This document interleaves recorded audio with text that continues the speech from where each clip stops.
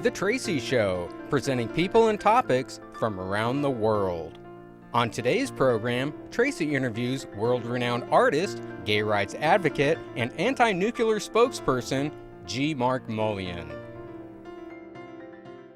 Joining us tonight is advocate and San Francisco artist, G. Mark Mullion. His work has been exhibited in various California locations, and he's been painting since his pre-teen years.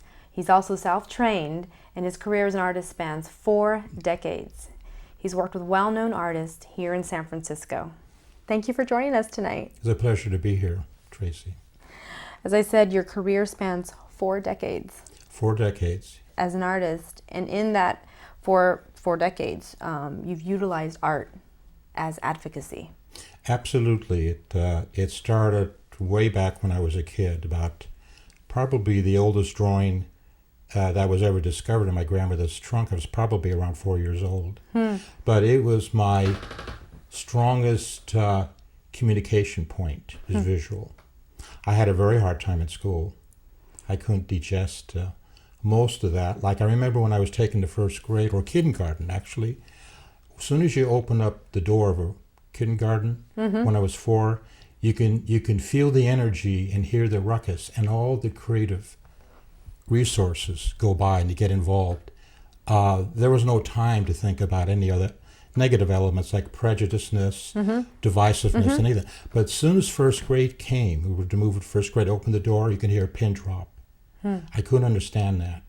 It's like you had all these students that were pigeonholed, compartmentalized in desks, and I just start to see funnels sticking out of their heads. This is coming now that you're observing now at your age now, but at a young age you were able to... That was the feeling I had. Oh, wow. See, I've now, years later, I started to assemble in the visual forms and understanding why I had those feelings. And I was really kind of in my own right rebelling, basically generally institutionalized learning. I knew there was something not quite right, but I didn't quite understand it. So that sort of drifted me in a direction to get in touch with my own intuitive resources, the powers that we're all endowed with, which happens to be visual form, that personified in painting. At this time, I'd like to introduce a clip titled The Transrealism of G. Mark Mullion, produced by Dirksen-Molloy. Considering the present world situation, the possibility of a nuclear catastrophe is more apparent than ever before. A Pandora's box has been opened, and now it is up to all of us to close it. This is not a problem that politicians can solve. Our salvation depends on the transforming power of human hearts. Only in the center of our being will we be able to find the guidance necessary to prevent our extinction.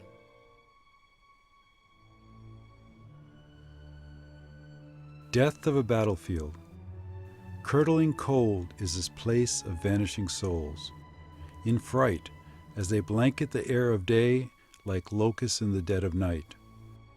Beneath the breath of stillness of death, deep, deep inside is a slowing heartbeat and a single soldier's cry.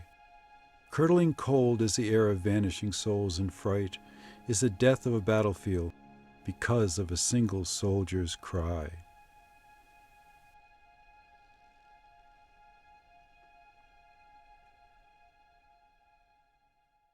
A heart ruled by the mind is a mind not ruled by the heart.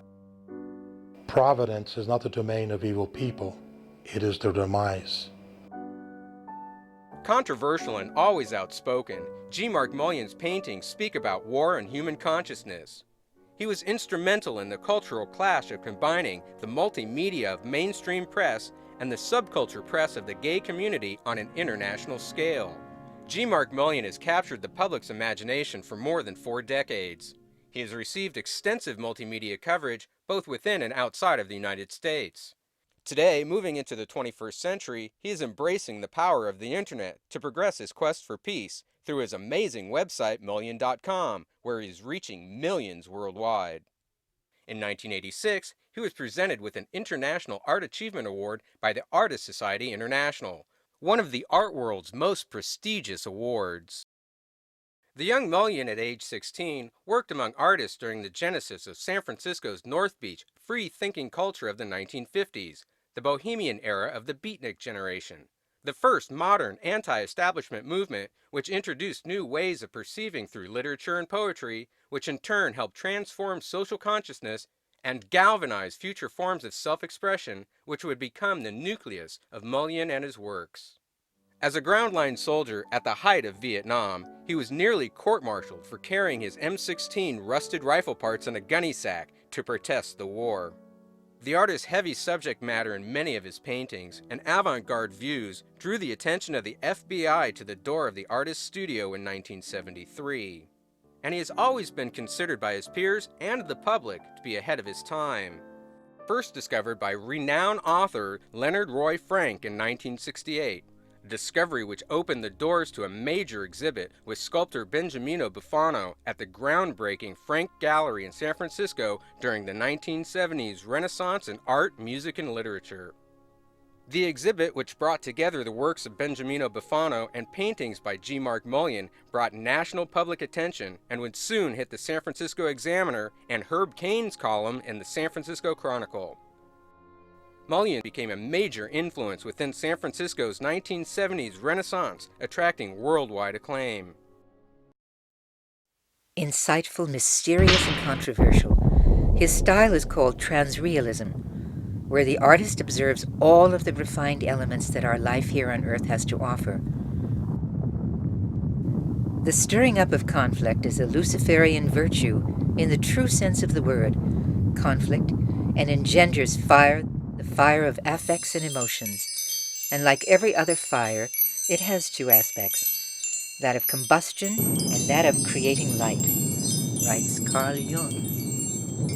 Dies Irae, the cornucopia of Mullion's works, and perhaps the best known. It is also one of the most complex in terms of conception, composition, and symbolic representation, a painting of symphonic dimensions.